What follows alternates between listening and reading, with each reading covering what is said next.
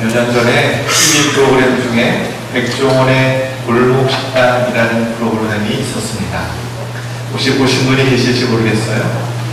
지금 가끔씩 제가 재방송을 보는데 어려움을 겪고 있는 동네 식당을 찾아가서 전문가인 백종원 씨가 컨설팅을 해주는 프로그램입니다. TV를 보고 있으면 늘 같은 장면이 펼쳐지는데 그것은 백종원 씨가 식당 주인들에게 막 직격탄을 날립니다. 독서를 뽑습니다.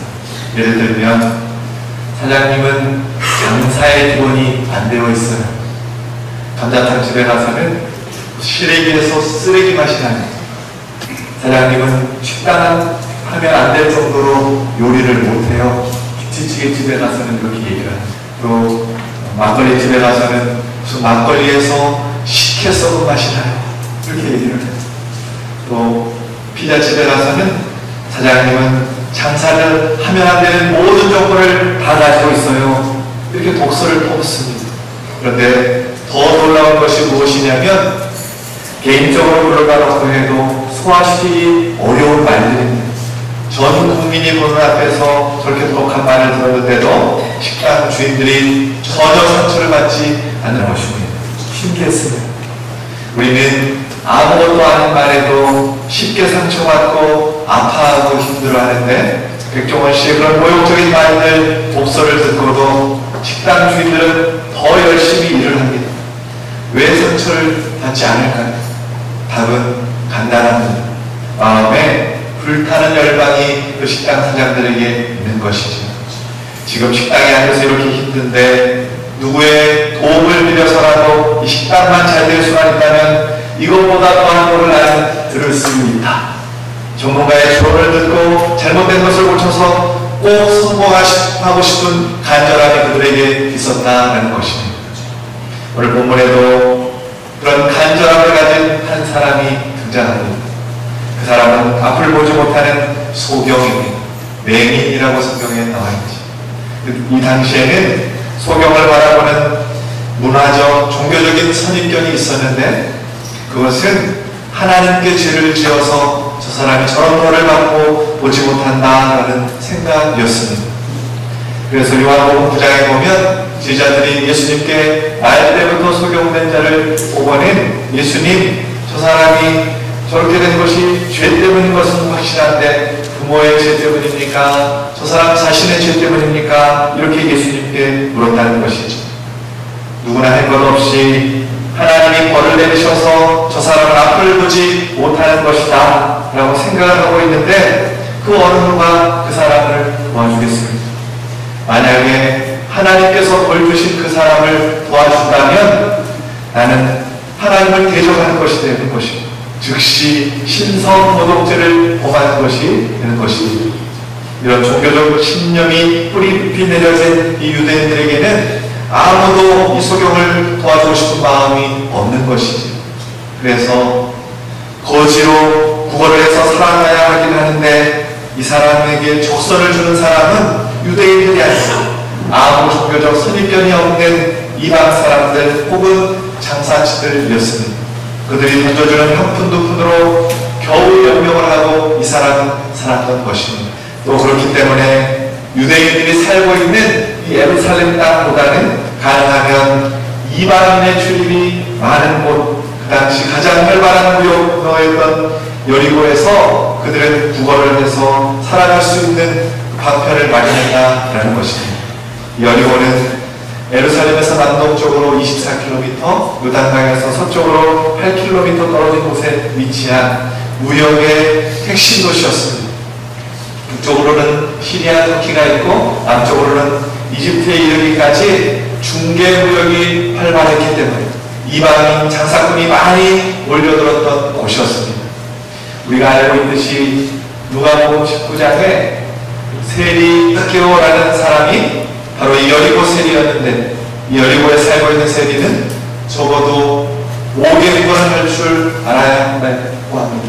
그만큼 여리고에 대한 사람들이 몰려와서 장사를 했다는 것이 또 지정학적으로 1년에 3차례 6월절, 맥주절, 초막절에 가깝게는 갈릴리에, 멀게는 저 멀리에 소아시아에 살고 있던 하나님을 믿는 유대인들이 예루살렘 성전으로 가기 위해서는 반드시 이 여리고를 거쳐야 했다는, 그 당시 유대인들이 디아스포라나 이 예루살렘 성전으로 가는 것이 아니라 많은 장사꾼들, 이방 사람들이 그들과 함께 예루살렘에 걸어갔기에 소경이나 장애인들이 이때를 노리고 여리고에 집중적으로 그렇게 앉아서 구걸을 하면서 생계를 유지하고 있었다는 것이죠. 이런 여리고에 오늘 주인공이 살고 있었습니다. 이 사람이 여리고가 고향이 되었는지 소문을 듣고 이 여리고 땅에 와서 지금 구걸을 하고 있는지는 모르지만 이 당시에 소경들이 어떤 취급을 받았는지는 말씀을 통해서 우리가 알 수 있습니다. 46절 말씀에 함께 공동합시다. 그들이 여리고에 이르렀더니 예수께서 제자들과 우리와 함께 여리고에서 나가시기에 디메오의 아들이 매기 거지 자기들과 길가에 앉았다. 이 매기의 직업을 거지라고 소개하고 있습니다. 그러니까 이 당시의 매기는 당연히 거지가 될 수밖에 없는 처지였다는 것입니다. 또 이 소경은 이름을 알 수가 없습니다. 목사님, 이름이 바디메오라고 나와 있는데요. 이 바디메오라고 하는 것은 이 사람의 이름이 아니라 다른 아들이라는 뜻이고, 디메오는 사람 이름입니다. 디메오의 아들이 바디메오라는 것이죠. 그러니까 이 사람의 아버지는 정상인이었던 것 같아요. 그래서 사람들이 디메오는 기억을 하지만 그 집에서 태어난 이 소경 아들은 이름도 몰라서 항상 디메오의 아들 바디메오로 불렀다라는 것입니다. 그러니 그 당시 소경은 사람들에게 이름조차도 거명할 필요도 없는 존재감이 전혀 없는 사람이었다는 것을 우리에게 가르쳐주고 있습니다. 또 그 사람이 길가에 앉아 있었다고 말하는 것을 봐서는 그 당시 얼마나 차별을 받고 있는지를 알 수 있습니다.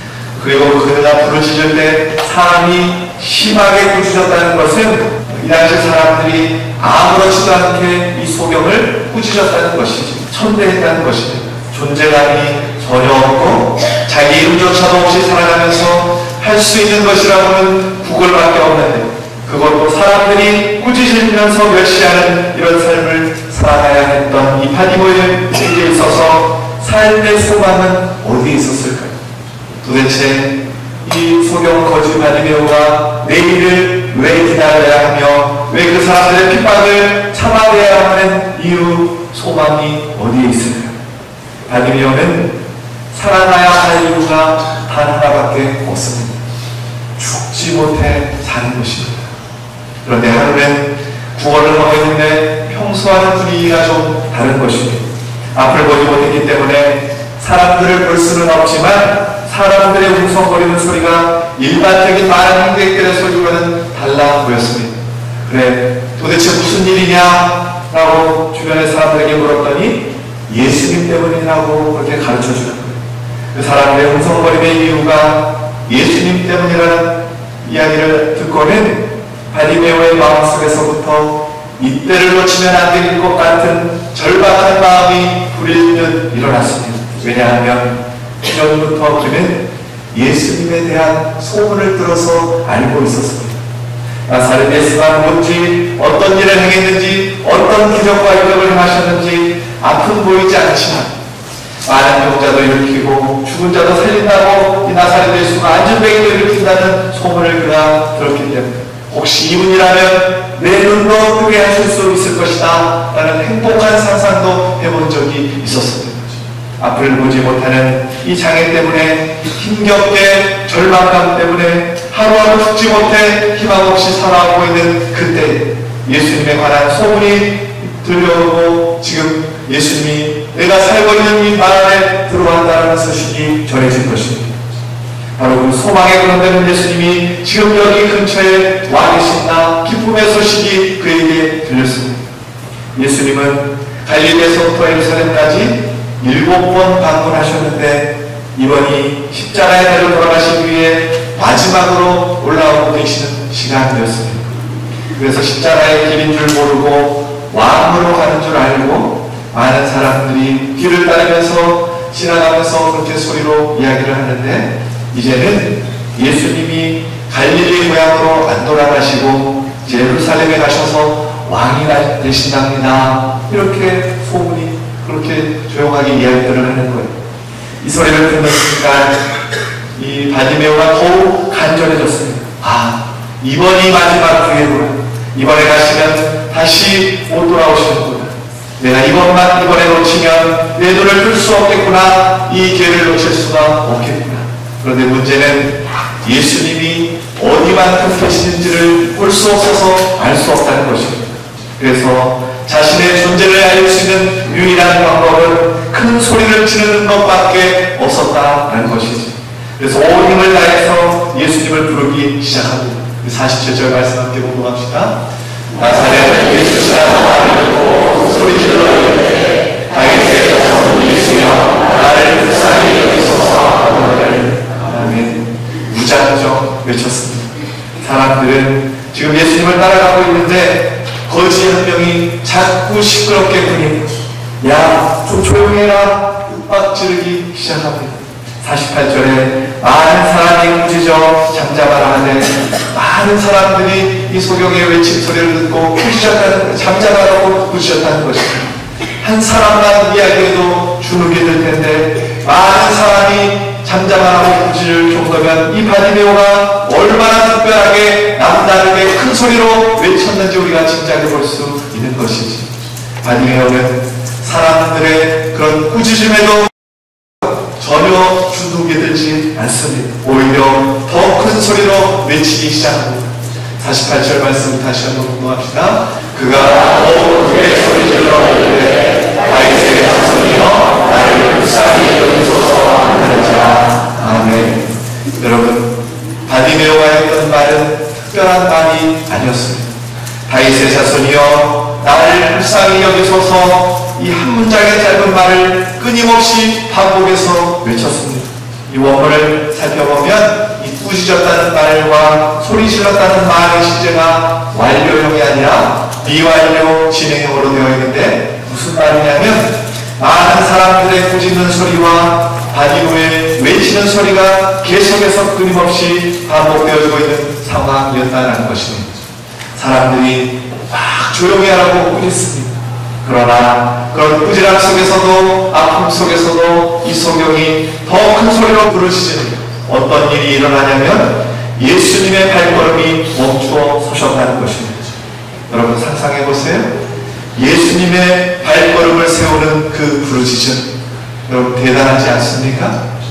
도대체 어떤 부르짖음이었기에 예수님의 지나가는 발이 멈추어 섰을까요? 소리도 컸겠지만 아마도 이 소경의 목소리가 커서가 아니라 그 목소리에 담겨져 있는 간절함, 절절함이 예수님의 발을 멈추어 세웠다는 것입니다.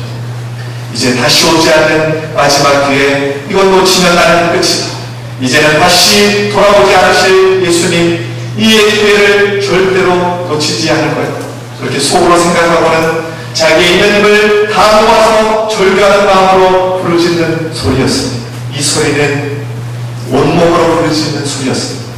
이 말씀을 묵상하는데 왜 이리 슬픈지요? 왜냐하면 당연히 불쌍한 사람입니다. 태어나면서 앞을 보지 못하고 사는 것만으로도 불쌍한데 그 이스라엘의 수많은 사람 중에 단 한 사람도 자기가 살아오는 동안에 불쌍하다고 봐주는 사람이 없었다라는 것입니다. 너는 별 받아서 그래? 너가 아니면 너의 부모의 죄 때문이야. 너는 죄인이야. 너 알고 있니? 하나님이 너를 버리신 거야. 그러니까 기도도 하지 마. 자기가 살아오는 동안 자기의 인생이 너무나 타령하고 너무나 가슴이 아프고 자기를 불쌍하게 봐주는 사람이 단 한 사람도 없기 때문에 누군들 가까이 오기는커녕 접근하면 부족한다고 저 멀리 돌아가고 이스라엘 땅에 단 한 사람도 자기를 불쌍한 사람으로 봐주는 사람이 없어서 예수님이 지나갈 때 이 사람이 외쳤던 말이 예수님, 예수님, 예수님은 나를 좀 불쌍히 여겨주세요. 저를 저주하는 사람이 아니라 그렇게 말씀하지 마시고 도와줘야 할 불쌍한 사람으로 좀 여겨주세요. 그렇게 지금 부르짖고 있었다는 것입니다. 이 가슴 아픈 절규의 소리를 들은 예수님의 발이 어찌 멈추어서지 않았겠습니까? 사랑하는 여러분, 오늘 저와 여러분에게도 바디메오처럼 반드시 치료받고 해결받아야 하는 문제가 있지는 않습니다. 그렇다면 오늘 이 바디메오처럼 주여 나를 불쌍히 여겨 주옵소서. 세상 사람 다 외면하고 내 말을 몰라서 나를 무시하고 멸시해도 주님은 나를 불쌍히 여겨주실 분으로 믿는 그 믿음으로 예수님의 이름을 부르실 수 있는 저와 여러분 되시길 주님의 이름으로 축원합니다. 그런데 어느 정도로 불러야 할까요? 주시려면 주시고 안 주시려면 나도 방법이 다 있습니다. 우선 물러나 보는 겁니다. 그러면 주님이 가던 길 그냥 가시는 것이지. 예수님의 발을 멈추게 하는 이 부르짖음은 그것은 형식적으로 몇 번 주여 주여 한다고 되는 것이 아니다. 주님께서 발걸음을 멈추어 서실 때까지 온 마음을 다해 절규하듯 부르짖는 것이었습니다. 예수님 나를 불쌍히 여겨 주옵소서. 그 목소리가 크든 작든 상관없이 그 소리가 예수님의 귀에는 천둥 소리처럼 들려서 그 발걸음을 멈추어 서시는 것입니다. 소리 질러 기도할 때 어떤 사람은 아이고 좀 조용히 좀 기도해라. 하나님이 귀 먹었냐? 살살 얘기해도 다 듣는다. 그렇게 핀자를 줍니다. 그런데 그 사람은 덜 아파서 그런 소리를 하는 것입니다. 아픈 마음이 있는데 어떻게 조용히 부르짖을 수 있습니까? 화병을 가슴에 품었는데 이글이글거리는 물덩어리가 가슴을 태우는데 뜨겁다고 소리를 지르지 않은 사람이 누가 있습니까? 그런데 조용히 기도가 나온다고 덜 아파서 그런 것입니다. 잠을 여고 가슴을 치고 입술이 터지도록 꽉 깨물어봐도 참을 수 없는 그 슬픔이 와 하고 터져나와 주님 앞에 쏟아질 때 그 소리가 예수님의 가슴을 울리고 예수님의 발걸음을 멈춰 세운다는 사실을 여러분 믿으실 수 있기를 소망합니다. 또한 이 고백 속에는 너무나 중요한 메시지가 들어있기 때문에 예수님께서 발걸음을 멈추어 서주셨습니다. 백종원 씨에게 쓴소리를 들었던 이 식당 주인들이 아무리 그래도 그렇지 너무 심한 말 아닙니까? 인격모독 아닙니까? 사과하세요. 이런 말을 절대로 할 수 없는 이유가 무엇일까요? 이분이 화가 나서 나를 안 도와준다 그러면 나의 꿈을 이룰 수 없기 때문이죠.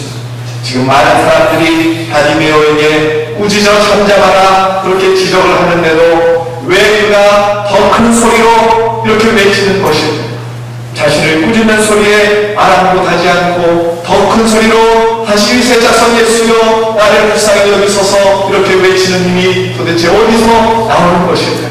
마가복음을 통틀어서 다윗의 자손 예수여라고 말하는 사람은 이 바디메오 한 사람밖에 없습니다. 바디메오는 알았거든요. 이분이 메시아라는 사실을, 이분이 자신의 인생을 변화시켜 주실 수 있는 유일한 구원자라는 사실을 알았기 때문에 그가 더욱 크게 소리를 지르는 것입니다. 다윗의 자손이라는 이 표현은 예수님이 구원자, 메시아, 그리스도라는 의미입니다. 지금 많은 사람들이 예수님을 따르고 있지만 정작 예수님이 누구신지 제대로 몰랐습니다. 제자들조차도 그분이 누군 줄 모르고 높은 자리에만 욕심을 내고 있었습니다. 그런 상황에서 앞을 볼 수 없는 바디메오만이 지금 내 앞에 서 계신 예수님이 진짜 그리스도 구원자 메시아임을 정확하게 알고 고백하고 있었다라는 것입니다. 아멘. 비록 현실은 비참하지만 그럼에도 불구하고 그가 행복할 수 있었던 이유는 모욕과 멸시를 받는 중에도 체면 불구하고 소리를 지를 수 있었던 그 힘은 나의 유일한 구원자, 나의 눈을 뜨게 해주실 분이 예수님이심을 바디메오는 믿었기 때문입니다. 그래서 간절하게 더 크게 주님 앞에 외치고 있는 것이지. 다윗에게도 이러한 믿음의 고백이 있습니다. 시편 18편 29절 말씀을 함께 복음합시다. 내가 주를 의하고 적군을 향해 달리며 내 하나님을 의지하고 담을 뛰어넘나이다. 아멘. 적군을 향해 달리고 담을 뛰어넘는 것 중요합니다. 눈을 떠야 하고 문제를 해결하고 내 병고침을 받는 것 중요합니다. 그러나 훨씬 더 중요한 고백이 있습니다. 그것은 내가 주를 의지하고 내 하나님을 의지하고 라는 고백입니다. 이 고백이 훨씬 더 중요합니다. 사랑하는 여러분, 담을 베어 넘게 하시는 이 문제를 해결하시는 분이 예수님 하나님이심을 믿고 다윗처럼 이 바디메오처럼 예수님만 의지하실 수 있길 소망합니다. 난 예수님이 필요합니다. 주님만이 나의 메시아, 나의 구원자이십니다. 다른 사람은 주님 없이 살 수 있는지 몰라도 나는 안 됩니다. 나는 주님 없이는 아무것도 할 수 없습니다. 주님, 날 좀 도와주세요. 주님, 날 좀 불쌍히 여겨주세요. 그렇게 예수님만 간절히 찾는 바디메오 앞에 예수님의 발길이 멈추어 서셨습니다. 그리고는 그를 부르라 라고 이 목소리의 주인공을 데려오라고 말합니다. 그때 사람들이 가서 예수님이 너를 부르신다, 안심하라 하고 와라, 이 바디메오를 불렀습니다. 그리고 그 이야기를 들은 바디메오의 반응이 놀랐습니다. 50절 말씀 함께 공부합시다. 외인이 그것을 내버리고 뛰어 일어나 예수의 나라를. 아멘. 여기서 겉옷을 내버렸다는 말은 외인에게 있어서 가장 소중한 것을 버렸다는 의미. 겉옷이 뭐가 그렇게 중요할까 생각할지 모르지만 낮에는 이 겉옷을 펴놓고 구걸을 했습니다. 밤에는 이 겉옷을 덮고 잠을 잤습니다. 일교차의 그 사막의 기후 조건에서는 낮에는 뜨거운 옷을, 밤에는 추워서 죽기 때문에 출애굽기 22장, 신명기 24장에서는 남의 겉옷을 더다감을지라도 해가 지기 전에 돌려주어라 라는 법이 있을 정도로 밤의 겉옷은 이스라엘 백성들에게 필수품이었습니다. 아무도 돌봐주지 않는 그에게 이 겉옷은 40년짜리 친구였고 자기 생명을 지켜준 자기가 가장 의지했던 유일한 재산이자 가장 소중한 재산이었을 텐데도 불구하고 예수님이 부르신다고 말할 때 미련 없이 가장 소중한 겉옷을 버리고 더 소중한 예수님을 쫓아갔다라는 것입니다. 그리고 바디메오는 뛰어 일어났습니다. 여러분, 앞을 볼 수 없는 사람이 조심조심 걸어야지 절대로 뛰어 일어날 수 없습니다. 다시 말하면 바디메오는 지금 보이지 않는 어둠을 향해서 뛰어 일어났습니다. 비록 앞을 볼 수 없지만 그 마음 가득히 예수님이 보였기 때문이지. 바디메오는 예수님으로 인해서 힘과 소망이 생겼습니다. 부지즘과 압박을 뚫고 나가는 힘, 재산 목록 1호를 버릴 수 있는 힘, 보이지 않는 일을 달려가게 하는 힘입니다. 사랑하는 여러분, 펼쳐져 있는 앞에 현실이 캄캄하십니다. 해결할 수 없는 문제 앞에, 절망적인 현실 앞에 자포자기하고 두려워 떠는 생활, 가진 건 아무것도 없어도 바디메오처럼 가장 소중한 예수님을 붙들고 날마다 주님 주신 힘으로, 능력으로, 기쁨으로, 소망으로 다시금 일어서시는 믿음의 사람들이 유독 그 모든 성도님들 되시길 예수 그리스도의 이름으로 축원합니다. 그런 바디메오에게 주님이 물으십니다. 51절에 너에게 무엇을 해주기를 원하느냐? 여러분 생각해 보세요. 그냥 걸어오는 거 보면 이 사람이 앞을 못 보는 사람이구나, 누구나 알 수 있잖아요. 그러면 주님께서 말하지 않아도 내가 다 안다. 이제까지 너 얼마나 힘들게 살아왔는가, 지금 무슨 심정인지 그 아픔 내가 다 안다. 이리 와라, 내가 고쳐주마. 그러면서 눈을 뜨게 해주셔야 하잖아요. 그런데 예수님께서는 내가 너에게 뭘 해주기를 원하느냐, 이런 질문을 하셨다는 것입니다. 주님은 왜 이렇게 복잡하게 물으시는 것일까요? 이 질문이 오늘 우리에게 주는 메시지가 있습니다. 이 아침에도 여러분이 어떤 절박한 문제를 가졌는지 주님은 다 아시지만 먼저 주님은 여러분에게 내가 너에게 뭘 해주기를 원하느냐 물으신다는 것입니다. 기도하게 하신다는 것입니다. 왜 바디메오에게 무엇을 해주기를 원하느냐 주님이 그렇게 물으셨을까요? 그것은 바디메오의 믿음을 주님께서 보고 싶으셨던 것입니다. 우리가 예수님을 어떻게 믿느냐에 따라서 우리의 기도가 달라집니다. 주님, 나 점심 좀 사먹게 10,000원만 주십시오. 100,000원만 주십시오. 바디메오가 그렇게 구할 수 있었습니다. 주변의 사람들이 많이 따르니까 예수님이시면 이렇게 나를 도와줄 한 사람쯤 붙여주실 수 있을 거다. 그렇게 믿었다면 그것을 예수님께 구했을 것입니다. 그런데 바디메오가 보기를 원합니다. 주님, 그렇게 구했습니다. 그 당시 아무한테나 구할 수 없는 요청을 예수님께 하고 있는 것입니다. 바디메오의 믿음은 예수님은 나의 근본적인 문제를 해결해 주실 수 있는 분, 예수님만이 진짜 하나님이심을 믿었다라는 것입니다. 그래서 예수님께서 그래 내가 너의 눈을 뜨게 해주마 그렇게 말씀하지 않으시고 내 믿음이 너를 구원하였다. 예수님은 나의 구원자, 나의 문제를 해결해 주실 유일한 전능자, 나의 눈을 뜨게 해주실 분이라는 이 믿음이 너를 구원했다고 주님이 말씀하고 계시는 것입니다. 오늘 본문에는 또 한 명의 소경이 등장합니다. 46절 말씀 우리 다시 한번 공독합시다. 그들이 여리고에 이르러더니 예수께서 제자들과 나와 우리와 함께 여리고에서 나가시기에 이내 이곳이 갈릴레오가 되어야 아멘. 그 소경은 바로 제자들과 딱 우리라고 하는 사람들, 육적인 눈은 뜨고 있지만 예수님과 가까이는 있지만 예수님을 따라가고 있지만 예수님이 누구신 줄 모릅니다. 예수님하고 취한척하면서 바디메오야 너 저리가 좀 조용히 좀 해. 예수님 빨리 가시죠. 예수님을 위하는 척, 예수님을 사랑하는 척, 잘하는 척, 챙겨주는 척하고 예루살렘에 올라가서 예수님이 왕이 되시면 한 자리 차지하고 싶은 욕망으로 가득 차 있었던 사람들이었습니다. 그러나 눈이 멀었던 이 바디메오는 예수님을 다 보았습니다. 다윗의 자손 예수여라고 하면서 예수님을 메시아 구원자라고 고백하고 있는 것입니다.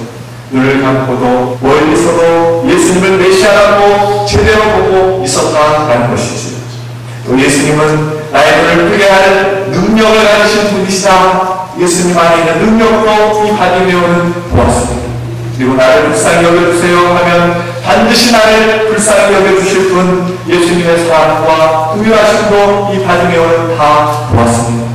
사랑하는 여러분, 오늘 우리에게 응답받아야 할 많은 제목들이 있지만 그 모든 제목에 더 근본적인 해결받아야 할 문제가 있습니다. 그것은 바디메오가 눈을 뜬 것처럼 우리도 똑같이 눈을 뜨는 것입니다. 명하니 열려야 하고 하나님을 바라보는 이 믿음의 눈이 열려야 한다라는 것입니다. 내게 있어서 진짜 문제는 돈이 없는 것도 아니고 몸이 아픈 것도 아니고 지금 실직한 것도 아닙니다. 문제는 내가 아직도 예수님을 온전히 신뢰하지 않는 것, 그것이 문제입니다. 능력의 주님이 인생의 광풍을 장난케 하시는 분이심을 믿는다면 내게는 두려움이 없어야지. 임마누엘 주님이 가장 좋은 일로 인도하고 계신다고 믿는다면 어떤 일을 당해도 절망할 필요가 없어야 하는 것이지. 문제는 주님이 나와 함께 계시다는 것을 바라보는 믿음의 눈이 열려야 한다는 것입니다. 바라오기는 오늘 이 아침에 저와 여러분의 영적인 눈이 열려지기를 원합니다. 말씀을 묵상하는데 찬양이 한 곡 생각이 났어요. 내 주 하나님은 크고 힘이 고름 있어 못할 일 전혀 없네. 내 주 하나님은 크고 힘이 고름 있어 못할 일 전혀 없네. 산들도 그의 것, 골짜기도 그의 것, 별들도 주의 솜씨. 내 주 하나님은 크고 힘 있고는 있어 못할 일 전혀 없네.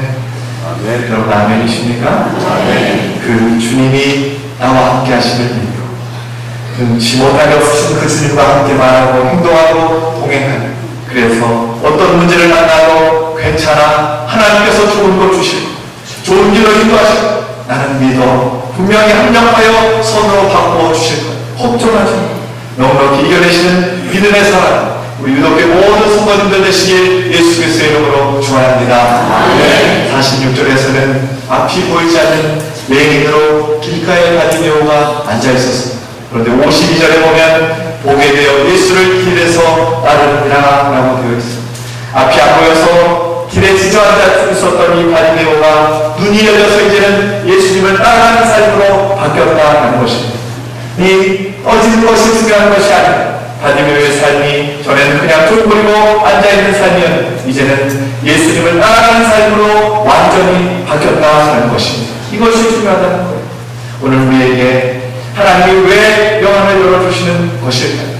또 왜 우리는 영적인 눈을 열어달라고 그렇게 기도하고 갈망하는 것일까요? 그것은 주님을 쫓아 살기 위해서, 주님을 따라 살기 위해서 그런 것입니다. 예수님은 막연한 분이 아니십니다.